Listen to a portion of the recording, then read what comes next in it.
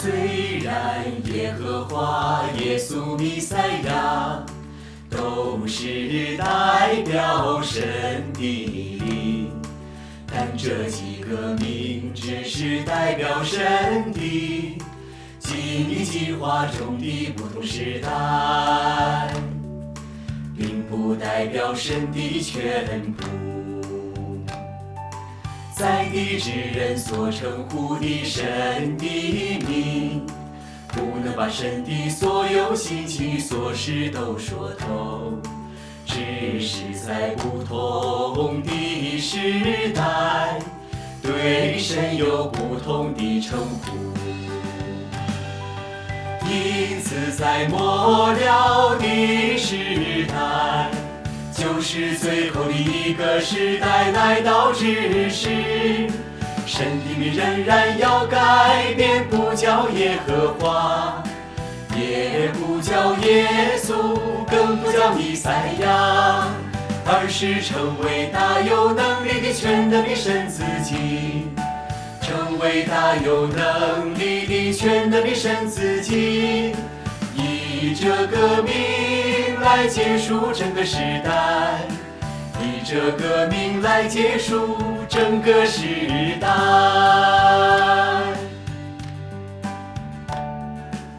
परमेश्वर का धन्यवाद। ये भजन कितना अच्छा था ना। परमेश्वर के वचनों के इस भजन ने मुझे दिखाया कि हर एक युग में परमेश्वर के नाम के पीछे एक अर्थ होता है। सिर्फ एक ही नाम परमेश्वर के स्वभाव और वह जो है इसका पूरी तरह से प्रतिनिधित्व नहीं कर सकता। सही कहा। कोई एक नाम सिर्फ उस युग के लिए परमेश्वर के द्वारा व्यक्त स्वभाव को ही दर्शाता है। परमेश्वर का अस्तित्व व्यापक और परिपूर्ण है। लोग परमेश्वर को सीमांकित या यह निर्धारित नहीं कर सकते कि उसका नाम कभी नहीं बदलता। सही कहा। कुछ समय पहले मैं हर एक युग में परमेश्वर द्वारा रखे गए उसके नाम के अर्थ को समझ नहीं पाता था, इसलिए मैं निश्चित था कि उसका नाम नहीं बदल सकता। मैं प्रभु यीशु नाम के साथ चिपका हुआ था और सर्वशक्तिमान परमेश्वर को स्वीकार नहीं करता था। मैं प्रभु के स्वागत का अपना मौका करीब करीब गवा ही चुका था। बचपन से ही मेरी दादी मुझे कलीसिया ले जाती थी। वहां पादरी इन वचनों का हवाला देते थे। यीशु मसीह कल और आज और युगानुयुग एक सा है, किसी दूसरे के द्वारा उद्धार नहीं, क्योंकि स्वर्ग के नीचे मनुष्यों में और कोई दूसरा नाम नहीं दिया गया जिसके द्वारा हम उद्धार पा सकें। मुझे पूरा विश्वास था कि सिर्फ प्रभु यीशु ही सच्चा परमेश्वर है, और अगर मैं उसके नाम और उसके बताए मार्ग को कायम रखूं तो उसके आने पर मुझे स्वर्ग ले जाया जाएगा। 2017 में मेरी पत्नी ने सर्वशक्तिमान परमेश्वर के राज्य के सुसमाचार को स्वीकार कर लिया। वह चाहती थी कि मैं सर्वशक्तिमान परमेश्वर के अंत के दिनों के कार्य के बारे में सुनूं, इसलिए वह संगति करने के लिए एक बहन को ले आई। मैंने उससे सुना, लेकिन जब उसने कहा कि प्रभु यीशु सर्वशक्तिमान परमेश्वर के रूप में वापस आ चुका है, तो मैंने आगे एक भी शब्द नहीं सुनना चाहा। यह जानकर कि मेरी पत्नी सर्वशक्तिमान परमेश्वर का अनुसरण करती है, मैं उसके आड़े आने लगा। मैंने कहा, स्वर्ग के नीचे मनुष्यों में और कोई दूसरा नाम नहीं दिया गया। हमें प्रभु यीशु के नाम के साथ सच्चा रहना होगा। अनेक वर्षों की आस्था के बाद तुम्हें बेहतर मालूम होना चाहिए। उसने मेरी बात का खंडन किया। प्रभु यीशु नाम ने हमें बचाया, यानी हमारे पापों को क्षमा कर दिया ताकि हमें दंड ना भोगना पड़े। लेकिन हम अभी भी पाप करने और फिर स्वीकार करने की जिंदगी जीते हैं। हम पाप से मुक्त नहीं हैं। सही है। प्रभु यीशु वापस आ गया है और उसने सर्वशक्तिमान परमेश्वर नाम से राज्य का युग शुरू कर दिया है। वह न्याय का कार्य कर रहा है। वह परमेश्वर का विरोध करने वाली हमारी शैतानी प्रकृति को प्रकट करने, इंसान के पापों का न्याय करने और हमारी पापी प्रकृति को ठीक करने का रास्ता दिखाने के लिए सत्य व्यक्त करता है। हमें परमेश्वर के राज्य में प्रवेश करने के लिए सर्वशक्तिमान परमेश्वर के न्याय और अंत के दिनों के कार्य को स्वीकार करना होगा। सही कहा है कि नहीं? लेकिन मैं धारणाओं से सराबोर था। उसकी बात मुझे जमी नहीं। मैं जानता था कि वह हमेशा अपने माता पिता की बात सुनती थी, इसलिए उसे रोकने के लिए मैंने उनकी मदद ली। लेकिन वह अड़ी हुई थी कि सर्वशक्तिमान परमेश्वर ही वापस आया हुआ प्रभु यीशु है। उसने हमें इस पर गौर करने को प्रोत्साहित भी किया। वो सही थी। सही कहा। मैंने सर्वशक्तिमान परमेश्वर में उसकी आस्था को रोकने की कोशिश की। वक्त मिलने पर मैं बाइबल पर शोध करके ऑनलाइन जाकर जाने माने पादरियों की धर्मोपदेश निकालता और उन्हें डाउनलोड कर उसे दिखाता। मेरा ख्याल था कि उसका मन बदल जाएगा, लेकिन बजाय इसके वह दरअसल मुझे प्रवचन देने लगी।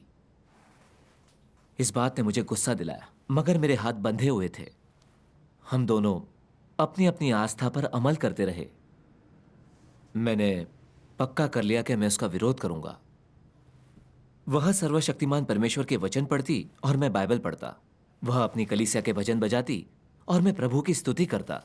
जब वह अपनी कलीसिया के धर्मोपदेश सुनती, मैं पादरियों के धर्मोपदेश सुनता। हम बाइबल के बारे में अक्सर बहस करते, और हालांकि वह पहले कभी वाक्पटुता में मेरी बराबरी नहीं कर पाती थी, अब उसकी हर बात सचमुच गहरी होती। उसके शब्दों में वजन होता।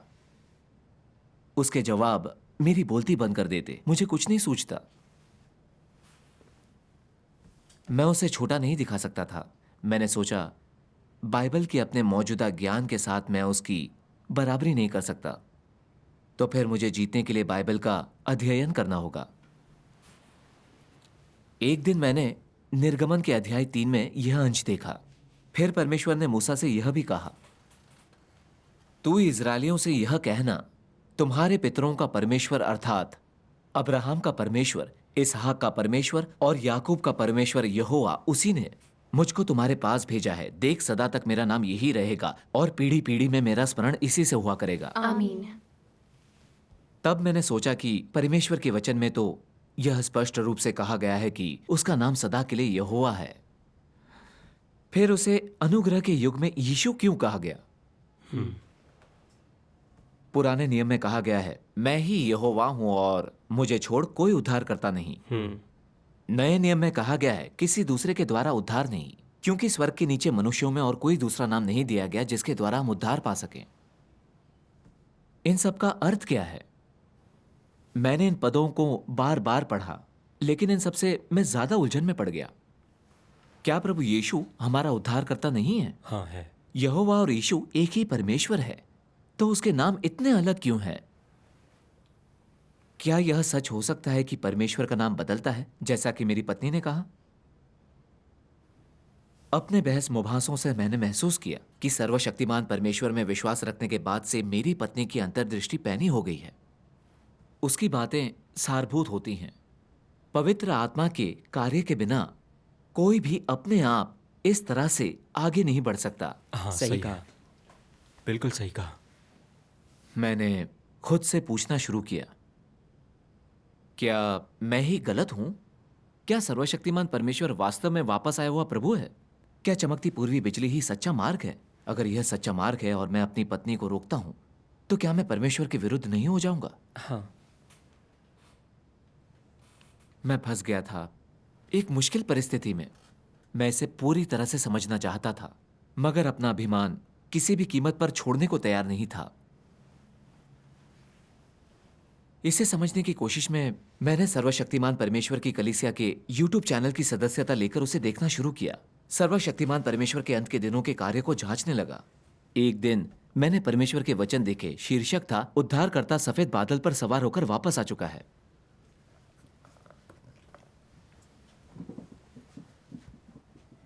सर्वशक्तिमान परमेश्वर कहते हैं, यहोवा वह नाम है जिसे मैंने इस्राएल में अपने कार्य के दौरान अपनाया था, और इसका अर्थ है इस्राएलियों, परमेश्वर के चुने हुए लोग का परमेश्वर, जो मनुष्य पर दया कर सकता है, मनुष्य को शाप दे सकता है और मनुष्य के जीवन को मार्गदर्शन दे सकता है। इसका अर्थ है वह परमेश्वर जिसके पास बड़ी सामर्थ्य है और जो बुद्धि से भरपूर है। यीशु इमैनुएल है, और इसका मतलब है वह पाप बलि जो प्रेम से परिपूर्ण है, करुणा से भरपूर है और मनुष्य को छुटकारा देता है। उसने अनुग्रह के युग का कार्य किया और वह अनुग्रह के युग का प्रतिनिधित्व करता है, और वह प्रबंधन योजना के केवल एक भाग का ही प्रतिनिधित्व कर सकता है। प्रत्येक युग में और कार्य के प्रत्येक चरण में मेरा नाम आधारहीन नहीं है, किंतु प्रतिनिधिक महत्व रखता है। प्रत्येक नाम एक युग का प्रतिनिधित्व करता है। यहोवा व्यवस्था के युग का प्रतिनिधित्व करता है और यह उस परमेश्वर के लिए सम्मान सूचक है जिसकी आराधना इस्राएल के लोगों के द्वारा की जाती है। यीशु अनुग्रह के युग को दर्शाता है और यह उन सब के परमेश्वर का नाम है जिन्हें अनुग्रह के युग के दौरान छुटकारा दिया गया था। यदि मनुष्य तब भी अंत के दिनों के दौरान उद्धारकर्ता यीशु के आगमन की अभिलाषा करता है और तब भी उससे अपेक्षा करता है कि वह उस प्रतिरूप में आए जो उसने यहूदिया में धारण किया था, तो 6000 सालों की संपूर्ण प्रबंधन योजना छुटकारे के युग में रुक जाएगी और थोड़ी सी भी प्रगति करने में अक्षम होगी। इसके अतिरिक्त अंत के दिन का आगमन कभी नहीं होगा और युग का समापन कभी नहीं होगा। ऐसा इसलिए है क्योंकि उद्धारकर्ता यीशु सिर्फ मानव जाति के छुटकारे और उद्धार के लिए है। मैंने अनुग्रह के युग के सभी पापियों के लिए यीशु का नाम अपनाया था और यह वह नाम नहीं है जिसके द्वारा मैं पूरी मानव जाति को समाप्त करूंगा। आमीन। मैंने मन ही मन इसे बार बार दोहराया। यहोवा और यीशु नामों की अहमियत के बारे में सर्वशक्तिमान परमेश्वर की व्याख्या बिल्कुल स्पष्ट है। हाँ है। मैंने समझा कि हर एक युग के लिए परमेश्वर का नाम सिर्फ उस युग का प्रतिनिधित्व करता है। यहोवा नाम परमेश्वर ने व्यवस्था के युग में अपने कृपालु और प्रतापी स्वभाव को दर्शाने वाले अपने कार्य के लिए रखा। यीशु नाम परमेश्वर के अनुग्रह के युग के लिए था जो उसके स्नेही स्वभाव को दर्शाता है। हाँ। आखिरकार मैंने देखा कि परमेश्वर का नाम न बदलने वाला नहीं है। परमेश्वर के कार्य के नए चरण का अर्थ एक नया नाम भी होता है। सही है। इसलिए जब प्रभु अंत के दिनों में वापस आएगा तो उसका एक नया नाम होगा। बिल्कुल सही। फिर मैंने सर्वशक्तिमान परमेश्वर के ये वचन देखे। सर्वशक्तिमान परमेश्वर कहते हैं, एक समय मुझे यहोवा के नाम से जाना जाता था। मुझे मसीह भी कहा जाता था और लोगों ने एक बार मुझे उद्धारकर्ता यीशु कहा था क्योंकि वे मुझसे प्रेम करते थे और मेरा आदर करते थे।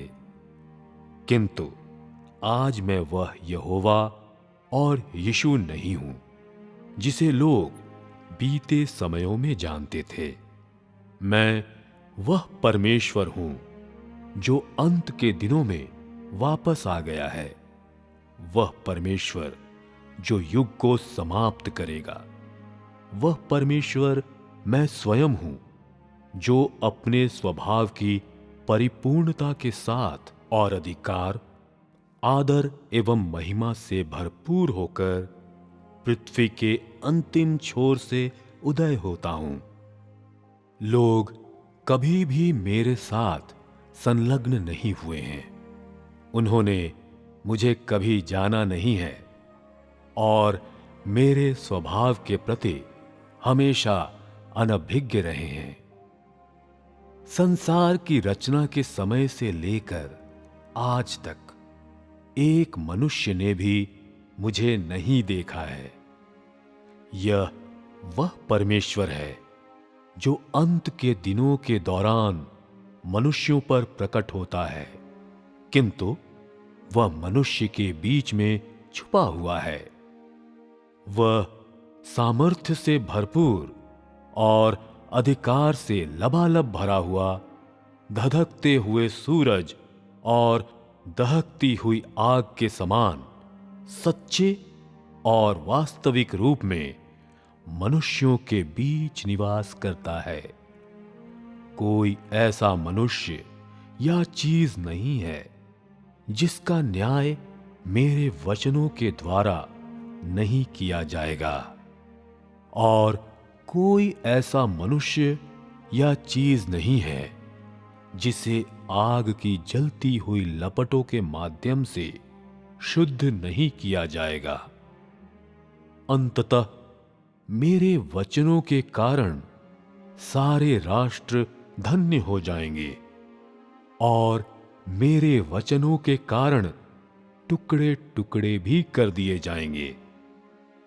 इस तरह अंत के दिनों के दौरान सभी लोग देखेंगे कि मैं ही वह उद्धार करता हूं जो वापस लौट आया है। मैं ही वह सर्वशक्तिमान परमेश्वर हूं जो समस्त मानव जाति को जीतता है, और मैं एक समय मनुष्य के लिए पाप बलि था, किंतु अंत के दिनों में मैं सूरज की आग की ज्वाला भी बन जाता हूं जो सभी चीजों को जला देती है, और साथ ही मैं धार्मिकता का सूर्य भी बन जाता हूं जो सभी चीजों को प्रकट कर देता है। अंत के दिनों का मेरा कार्य ऐसा ही है। मैंने इस नाम को अपनाया है और मेरा यह स्वभाव है ताकि सभी लोग देख सकें कि मैं धर्मी परमेश्वर हूं और धधकता हुआ सूरज हूं और दहकती हुई आग हूं। ऐसा इसलिए है ताकि सभी मेरी एकमात्र सच्चे परमेश्वर की आराधना कर सकें और ताकि वे मेरे असली चेहरे को देख सकें। मैं न केवल इस्राएलियों का परमेश्वर हूं और न मात्र छुटकारा दिलाने वाला हूं, मैं समस्त आकाश और पृथ्वी और महासागरों के सारे प्राणियों का परमेश्वर हूं। आमीन। परमेश्वर का धन्यवाद। परमेश्वर का धन्यवाद। सही है। इन वचनों में अधिकार है। प्रत्येक वचन में मेरी आत्मा को झकझोर कर रख दिया। ये परमेश्वर के अपने वचन ही हो सकते हैं। परमेश्वर के नामों के रहस्य को और कौन प्रकट कर सकता है? यकीनन। मैंने जितना ज्यादा समझा उतना ही ज्यादा मुझे लगा कि यह परमेश्वर की वाणी है। फिर मुझे यूहन्ना 16:13 वाले वचन याद आए, परंतु जब वह अर्थात सत्य का आत्मा आएगा तो तुम्हें सब सत्य का मार्ग बताएगा, क्योंकि वह अपनी ओर से ना कहेगा, परंतु जो कुछ सुनेगा वही कहेगा और आने वाली बातें तुम्हें बताएगा। आमीन।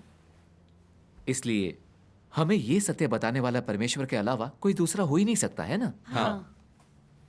मैंने तमाम पादरियों को प्रचार करते सुना, लेकिन किसी ने भी नहीं समझाया कि पुराने नियम में यहोवा और नए नियम में यीशु जैसे परमेश्वर के नामों का अर्थ क्या है। सही है।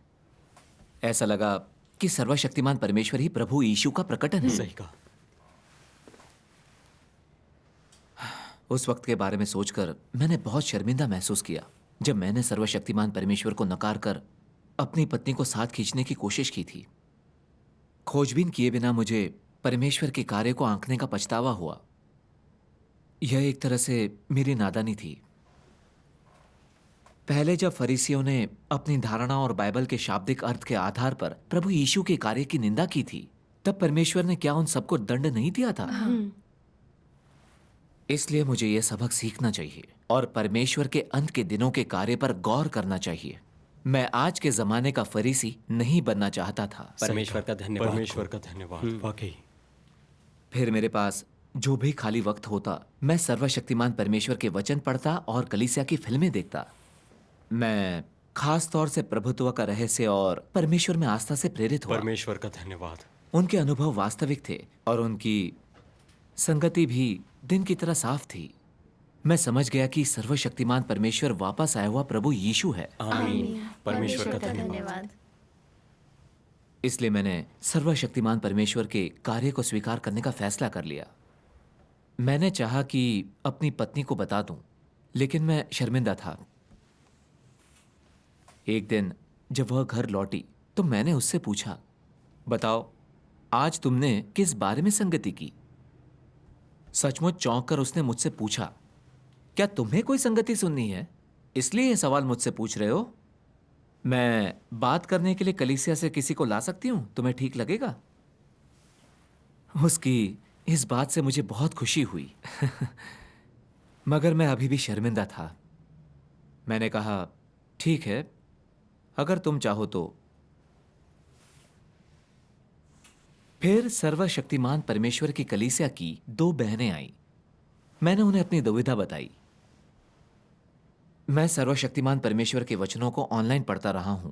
अब मैंने समझ लिया है कि युग के साथ परमेश्वर के नाम हमेशा बदलते रहते हैं। फिर भी कुछ चीजें मेल नहीं खाती। बाइबल में कहा गया है, यीशु मसीह कल और आज और युगानुयुग एक सा है, किसी दूसरे के द्वारा उद्धार नहीं, क्योंकि स्वर्ग के नीचे मनुष्य में और कोई दूसरा नाम नहीं दिया गया जिसके द्वारा हम उद्धार पा सकें। सही है। बाइबल में कहा गया है कि प्रभु यीशु का नाम नहीं बदल सकता। फिर अंत के दिनों में उसे सर्वशक्तिमान परमेश्वर क्यों पुकारें, यीशु क्यों नहीं? तब उन्होंने सर्वशक्तिमान परमेश्वर के ये वचन पढ़े,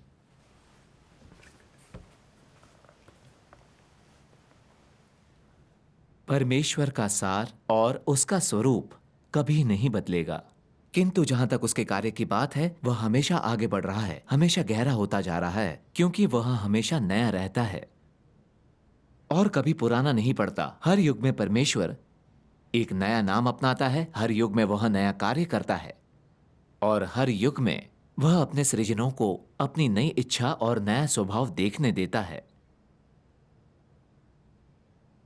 कुछ लोग कहते हैं कि परमेश्वर का नाम नहीं बदलता, तो फिर यहोवा का नाम यीशु क्यों हो गया?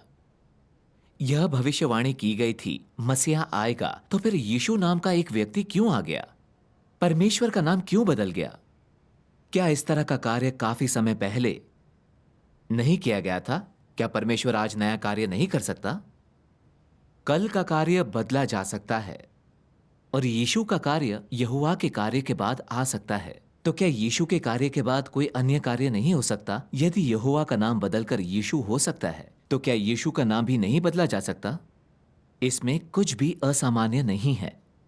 बात केवल इतनी सी है कि लोग बहुत सरल दिमाग के हैं। परमेश्वर हमेशा परमेश्वर ही रहेगा, चाहे उसका काम कैसे भी बदले, चाहे उसका नाम कैसे भी बदल जाए, लेकिन उसका स्वभाव और बुद्धि कभी नहीं बदलेगी। यदि तुम्हें लगता है कि परमेश्वर को केवल यीशु के नाम से ही पुकारा जा सकता है, तो फिर तुम्हारा ज्ञान बहुत सीमित है। अब मैं पढ़ूं? ठीक है। यीशु का नाम छुटकारे के कार्य के वास्ते लिया गया था, तो क्या जब वो अंत के दिनों में लौटेगा तब भी उसे उसी नाम से बुलाया जाएगा? क्या वह अभी भी छुटकारे का कार्य करेगा? ऐसा क्यों है कि यहोवा और यीशु एक ही है, फिर भी उन्हें भिन्न भिन्न युगों में भिन्न भिन्न नामों से बुलाया जाता है? क्या यह इसलिए नहीं क्योंकि उनके कार्य के युग भिन्न भिन्न हैं?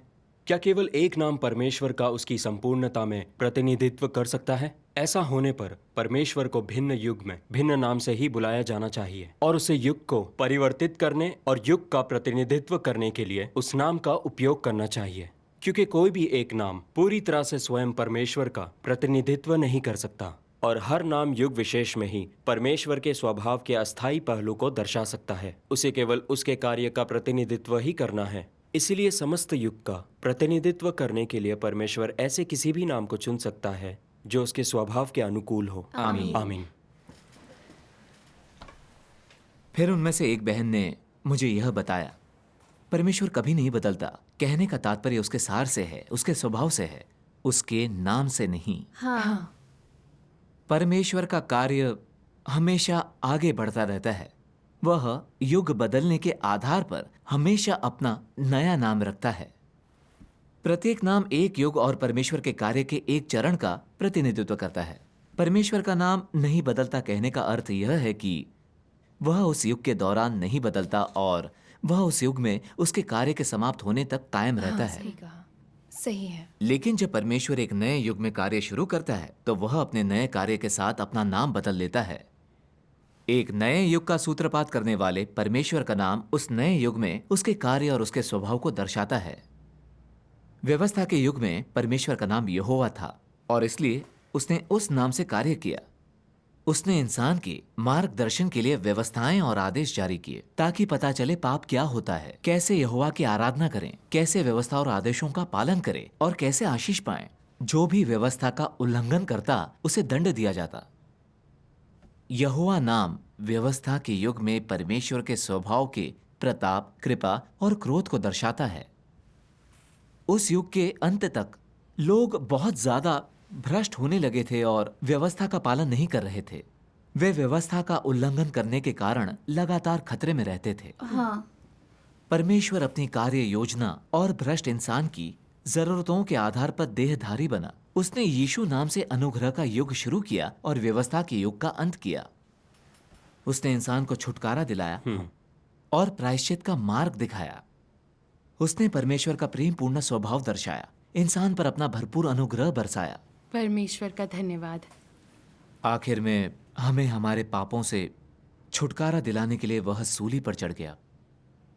उस समय से हम अपने पापों की माफी और परमेश्वर के असीम अनुग्रह का आनंद लेने के लिए प्रभु यीशु के नाम से प्रार्थना करते रहे हैं। परमेश्वर का धन्यवाद। यीशु नाम छुटकारे को दर्शाता है। इसका अर्थ पाप बलि होता है जो प्रेम और दया के साथ भ्रष्ट इंसान को छुटकारा दिलाता है। प्रत्येक युग में परमेश्वर द्वारा रखे गए नाम का एक अर्थ होता है। प्रत्येक नाम उस युग में उसके स्वभाव और कार्य को दर्शाता है। परमेश्वर का कार्य हमेशा आगे बढ़ता है और उसका नाम उसके कार्य के प्रत्येक चरण के साथ बदलता है। अनुग्रह के युग में अगर परमेश्वर ने यहोवा नाम रखा होता तो पृथ्वी पर आने पर उसका कार्य व्यवस्था के युग में ही रहा होता और इंसान को कभी भी छुटकारा नहीं मिल पाया होता। वह व्यवस्था के उल्लंघन के जुर्म में दंडित हो गया होता। सही है। अगर वापस आने के बाद भी प्रभु को यीशु ही कहा जाता तो इंसान अनुग्रह के युग से कभी भी आगे नहीं बढ़ पाता। फिर हम कभी भी पाप मुक्त नहीं हो पाते और परमेश्वर के राज्य में प्रवेश नहीं कर पाते। हाँ, फिर दूसरी बहन ने बात को आगे बढ़ाया। हालांकि प्रभु यीशु ने अनुग्रह के युग में हमारे पापों को क्षमा कर दिया, हम अभी भी प्रकृति से पापी ही हैं। हम घमंडी, धोखेबाज और दुष्ट हैं। हमारी भ्रष्टता अभी भी हमारे अंदर गहराई से जड़ें जमाए हुए है और इसीलिए हम पाप करते हुए परमेश्वर का विरोध करते हैं। हम पाप करने और फिर स्वीकार करने की जिंदगी जीते हैं। हम अभी भी उसके राज्य में प्रवेश नहीं कर सकते। सही है। परमेश्वर की पवित्रता के कारण हम उसके राज्य में प्रवेश करने योग्य नहीं हैं। परमेश्वर अंत के दिनों में सर्वशक्तिमान परमेश्वर के नाम से वापस आ गया है। उसने इंसान को भ्रष्टता से बचाने के लिए राज्य का युग शुरू किया है। अब प्रभु ही सर्वशक्तिमान परमेश्वर है जो इन भविष्यवाणियों को पूरा करता है।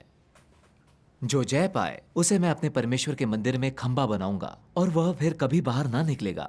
और मैं अपने परमेश्वर का नाम और अपने परमेश्वर के नगर का नाम और अपना नया नाम उस पर लिखूंगा। आमीन। मैं अल्फा ओमेगा हूँ, आरंभ और अंत, जो है, था और आएगा, सर्वशक्तिमान। प्रकाशित वाक्य 11:17। हे सर्वशक्तिमान प्रभु परमेश्वर, जो है, जो था, जो आएगा, हम तेरा धन्यवाद करते हैं। तूने अपने महान सामर्थ्य से राज किया है। आमीन। परमेश्वर का धन्यवाद। सर्वशक्तिमान परमेश्वर अंत के दिनों में न्याय करता है। वह इंसान की भ्रष्टता को उजागर करने के लिए सत्य बोलता है ताकि हम इन सब की जड़ की समझ हासिल कर सकें, शैतान द्वारा हमारी भ्रष्टता की वास्तविकता को समझ सकें और परमेश्वर के धार्मिक स्वभाव को जान सकें, ताकि हम अपने अहम का त्याग कर सकें, परमेश्वर के वचनों पर अमल कर सकें और उसका भय मानकर दुष्टता से दूर रहें। धीरे धीरे हम अपने शैतानी स्वभाव से मुक्त हो जाएंगे और पूरी तरह बचा लिए जाएंगे। परमेश्वर अपने न्याय कार्य से लोगों को उनकी किस्म के अनुसार अलग भी करता है। इस प्रकार वह अपना अपमान बर्दाश्त न करने वाला धार्मिक प्रतापी स्वभाव प्रकट करता है। आखिर में वह अपनी 6000 वर्षीय प्रबंधन योजना का समापन और इस पुराने संसार का अंत कर देगा। जो सर्वशक्तिमान परमेश्वर का नाम स्वीकार करेंगे न्याय से गुजरकर शुद्ध किए जाएंगे, वे परमेश्वर के राज्य में लाए जाएंगे। जो सत्य से घृणा करते हैं, सर्वशक्तिमान परमेश्वर का विरोध और निंदा करते हैं, उन्हें भयंकर विपत्ति के दौरान बाहर निकालकर दंडित किया जाएगा। इससे परमेश्वर के प्रबंधन कार्य का समापन हो जाएगा। फिर परमेश्वर अपना कोई विशेष नाम नहीं रखेगा, बल्कि उसकी मौलिक पहचान बहाल हो जाएगी, सृजनकर्ता। आमीन। वैसे ही जैसे परमेश्वर ने कहा है,